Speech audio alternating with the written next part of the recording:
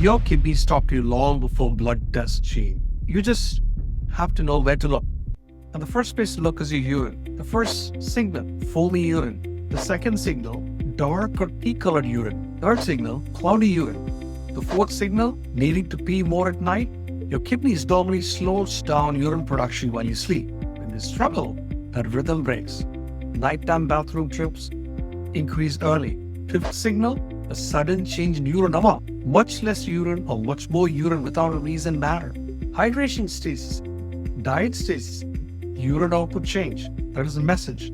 Blood tests like creatinine rise late, but the time labs move, damage already accumulated. Urine is early morning, the color, form, clarity, timing, and warning. Your body speaks quietly first. Urine tells the story early. If you pay attention, you catch kidney disease soon.